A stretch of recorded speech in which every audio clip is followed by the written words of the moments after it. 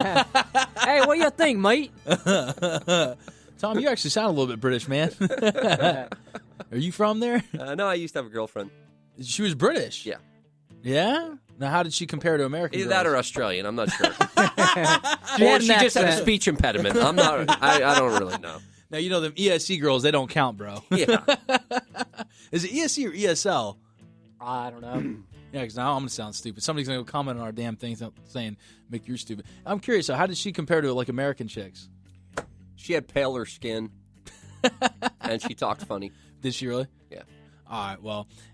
We got a couple tips for you guys real quick. We just want to make sure that you guys are going to be driving safe or taking an Uber or something. I know Tom was telling us about how PB, Pacific Beach, and Ocean Beach and all those places down there, they get clogged, and we have those, what do they call those, DUI checkpoints? Oh, yeah, checkpoints. Those are bad, too. Oh, yeah, absolutely. I know Jean was wanting to make a segment about how to avoid those, but, you know, in case we ever run for office, we can't be having segments like that on the radio.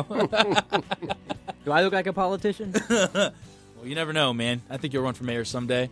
So, anyhow, well, we wish you guys a wonderful 4th of July. Happy 4th. Yeah, absolutely. And don't be drinking and driving, man. For real. Use that Lyft, use that Uber. I'll give you Jean's number, so if you're too drunk, you can call him up because he don't drink no more. Let me know ahead of time so that I know not to answer. Give him Chris's number. Oh, Speaking of Chris, we got some dirt on him. oh man, we'll get to that one in a minute. Jeez, yeah, you ain't lying. All right, go ahead. That fool did us dirty, didn't he? Yeah, he did. That's coming up. That's next segment. All right, so stick around because as Mick mentioned, we do have a very juicy, drama-filled, and that's kind of part of the reason why Tom wanted to come in the studio. So yeah, dude, this is kind of the meat and potato of this one. So, all right, sit tight. We'll be right back on Skull and Bones Radio. All right, cool. We are Skull and Bones Radio. This ain't random. They're perfectly dysfunctional. Yo, where'd my Jergens go? Mick, give me my Jergens back. Oh, no. It wasn't you. Can we just get back to the Hollywood gossip? Bitch better have my money. Y'all should know me well enough. Bitch better have my money. Play down, call me on my blood. Pay me what you want it. Ballin' bigger than LeBron. Bitch, give me your money. Who y'all think y'all frontin' on? Like blah, blah, blah. Louis 13 and it's all on me, nigga. Well, there's a reason that Jean decided to play that one. People gotta pay, Mick. That's right, man. You know what? I gotta tell you something. Well, first off, we're gonna be hitting a couple different topics in here, but we got a specialist up in the house right now, and he's gonna help. And we're gonna get to the meaning of that song here in a second. But we got Tom up in here. Let me tell you something about Tom. Tom is a bit of a martial arts guru, and he knows how to do that stuff that Steven Seagal knows how to do: throw people around, use their arm bars and stuff against them. And he's a badass. That's right, man. That's exactly what he is. What's it, Aikido? Yeah, you know, I've been a martial artist since I was a little kid. So, you know, judo, taekwondo, so you've been aikido, tangsudo, harangdo. Oh, my God. So you know all kinds of different styles, a bunch then. of them, little jiu-jitsu, too, yeah. So translation, he's like a Bruce Lee, and you don't want to mess with him. But here recently, so here's the funny thing. We're all in the same community, and it wasn't all that long ago that someone busted in your house, right? They broke into my garage. So they broke in the garage and they tried to get in my house, but they couldn't. So there was no luck, but they actually did get in into the garage, yeah. though. While I was home. While you were home sleeping. Yeah. Oh, Jesus. Yeah, like late at night. Yeah. So had they made it up to the second, third floor, whatever, and you would have crossed paths with these guys, how would you have handled that situation? So, you know, I don't own a gun. Okay. I've always been a much more hands-on kind of person. Translation, Bruce Lee once again, right? And, you know, plus if I had a gun, I would probably shoot people with it, and I'd probably be in prison because of it. So it's a good idea not to have it for me. So, consequently, you know, and you know, this is going to make me sound like I'm like, you know, like a mass murderer or something, but, you know. Well, you're on Skull and Bones, baby. Anything goes, right? But, you know, like, I always have something at hand. If it's not a sword or, like you see my Hawaiian war club with the shark's teeth. I did see that, man. Okay. That thing was nuts. Or just, you know, a bow or a joe. There's always a weapon to hand. There's always something nearby. What about those nunchucks? You mess with Actually, those? yeah, I'm really, really good with nunchucks, but I actually don't have any right now in the house because it's something I haven't really dealt with in a long, long time. I haven't studied it. Now, are you skilled with these weapons, though? Oh, yeah. So, and you have them throughout various the parts of the house.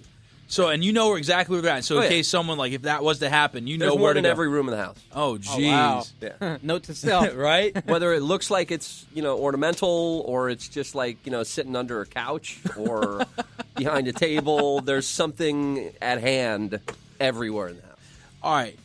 Had this guy made it up to the second or third floor, whatever, where you would have crossed paths with him, obviously it would have been a bad day for this person here.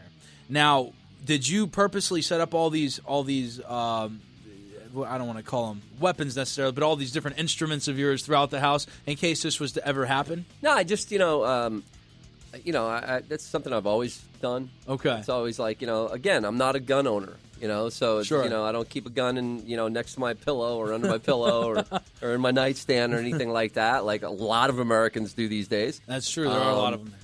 And frankly, it's, the only reason I even have those kind of weapons around, is because, generally they will have a weapon. If someone's breaking in your house, they're going to have something usually. Now, normally, Okay. more times than not, do you think it's going to be more like a gun or a knife?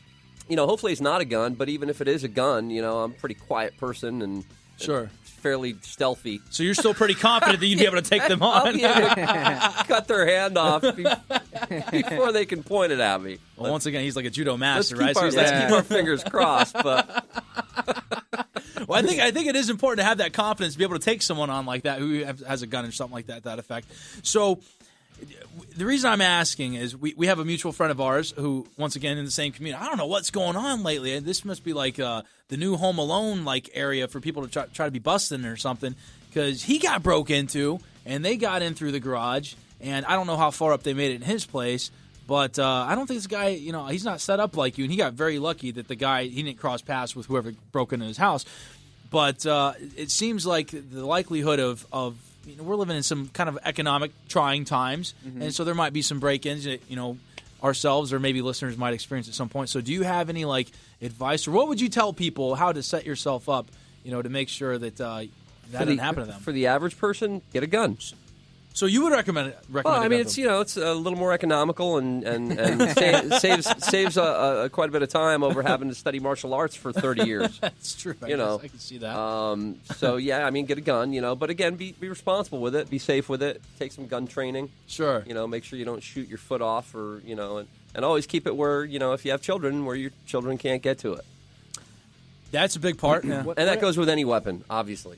Absolutely. I can see that. So real quick, how did you know that these people had attempted to break into your place? So I had a couple friends over that night, and I let them out through my garage, and I closed the door after they left. As they were walking out, I closed the garage door, and it's an automatic door, and I hit the button and I watched the door close, and then when I got up in the morning and went out to my car, my garage door was open.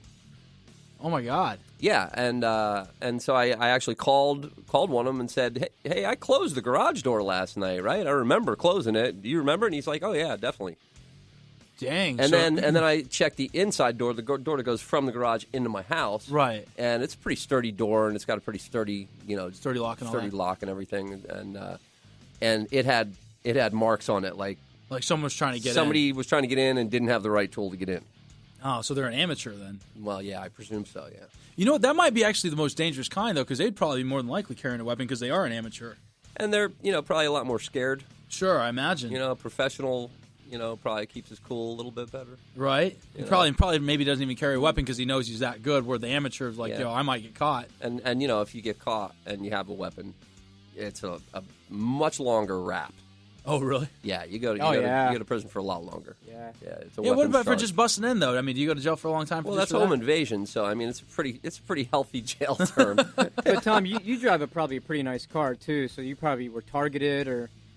Yeah, surprisingly, I drive a Mercedes, and there's a lot of security on Mercedes. Sure. So, and luckily, they didn't touch it.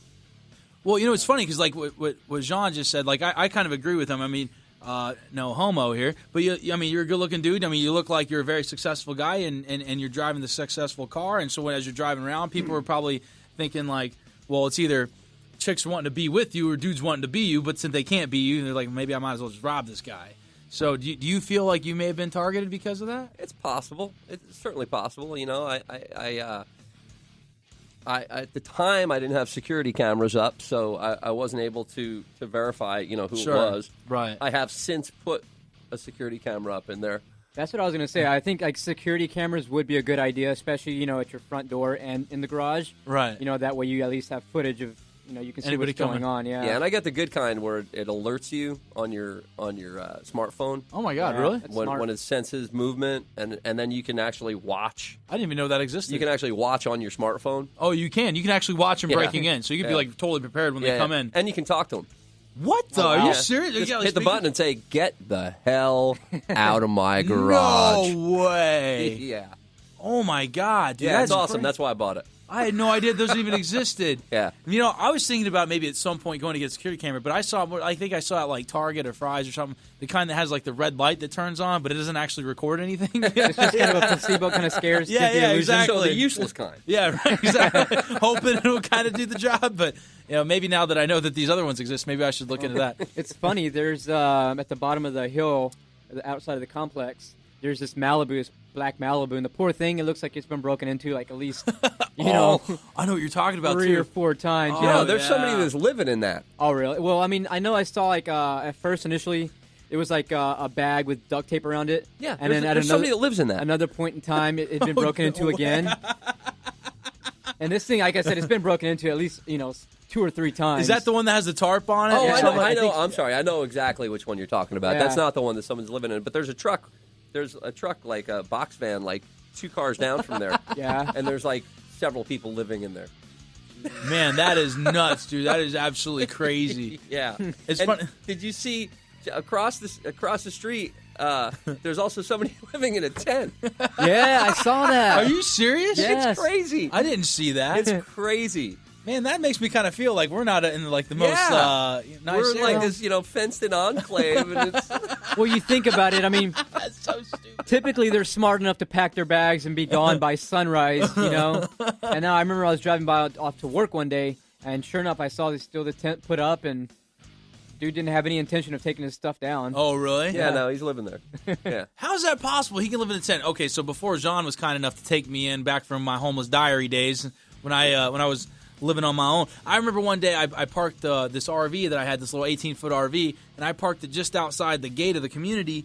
And man, I had the cops on me. I did it one night, and the cops were on me the very next Man. morning. So people in tents are able to get away with it, but a homie over here in an RV can't, legally, registered and all that. Couldn't even, brother couldn't sleep. He had to get waken up by the cops. And they tried to take me to jail. It wasn't hidden off to the side or anything. Clear as day, right there in that complex by there. Yeah. I don't know. They were doing some construction work in that area. Yeah, dude, that's freaking Yeah. nuts, man. I can't believe people are able to get away with that. Man, that pisses me off so bad. But it's nuts though. Like, so it would have been a bad day if that guy would have came cross paths with you when he broke in. Now, we had a situation here not too long ago where actually not. It was just literally a couple days ago. Yeah. We didn't get broken into or anything, but we had a roommate who split before rent was due and Larcenous. Yeah, right. Larceny. And then not only that, but he also started jacking a bunch of Jean's like personal stuff too before he left. And anyhow, I'm not even sure how to handle that. I think Jean's in the there it is right there. That's right, baby. You owe us that rent. Best have my money. I don't know. I feel like this is perfect for this segment. I love this. Now, what we say, like the larceny was a $300 minimum or something like that? Or? Grand larceny's over 300. Over 300. So obviously, rent in California is going to be way more than that. So we're already above the $300 range. And on top of that, he was jacking some of Jean's, personal items and stuff, or stuff. So I don't even know how to handle something like that. Obviously, it's not one of those things that we're going to go chase him down with some nunchucks. He blocked my number. He blocked Jean's number. Blocked the social medias. That way, So he has no intention of paying you. Yeah, absolutely Doesn't zero. seem like it. No. Yeah. John, how would you describe this situation, man? I mean, did you ever feel like you would have ended up being that kind of guy? No, I mean he seemed like an okay dude. Yeah, I've met him. He seemed